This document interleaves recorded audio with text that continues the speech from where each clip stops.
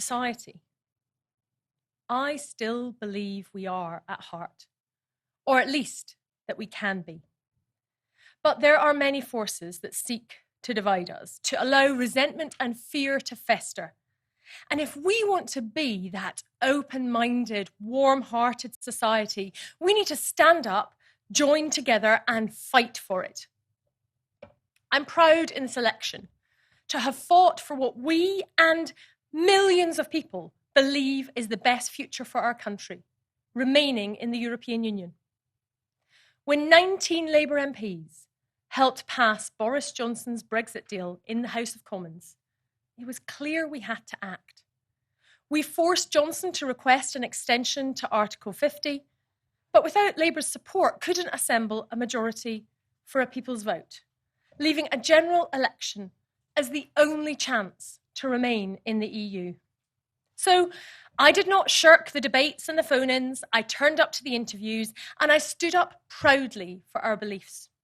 I'm proud that Liberal Democrats have been the unapologetic voice of Remain in this election, giving people the chance to choose to stop Brexit.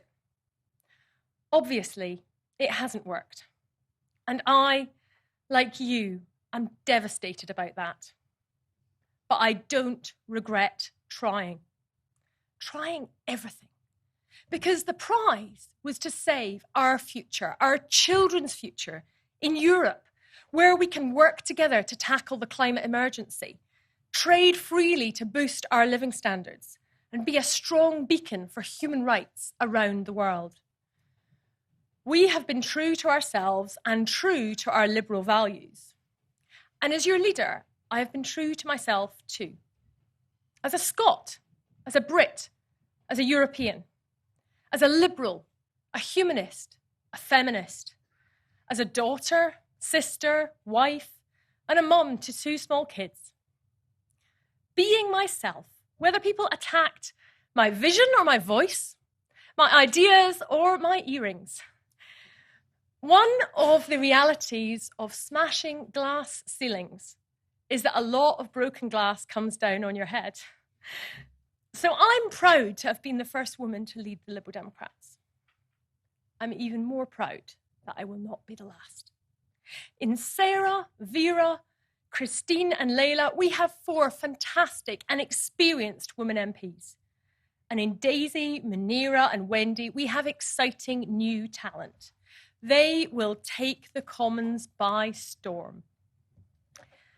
As I've travelled the country during this campaign, I've loved meeting so many Lib Dem members and activists. The teams really have been extraordinary, with our party at our highest membership numbers in our history. You have shone with optimism, courage, and determination. Thank you all for everything you've done. And I'd like to say a special thank you to my staff, both in my leader's office and in my constituency. You are all amazing. Together, we have refused to simply be spectators, sitting on the sidelines while our country heads down a damaging path of which Brexit is only the first step. Our country is in the grip of populism, with nationalism resurgent in all its forms. It is easy to despair. But I say, let's foster hope instead. In Rebecca Solnit's Hope in the Dark, she quotes Václav Havel. The kind of hope I often think about, I understand above all as a state of mind, not a state of the world. Hope in this deep and powerful sense is not the same as joy when things go well, or willingness to invest in enterprises that are obviously headed for early success, but rather an ability to work for something because it is good, not just because it stands a chance to succeed.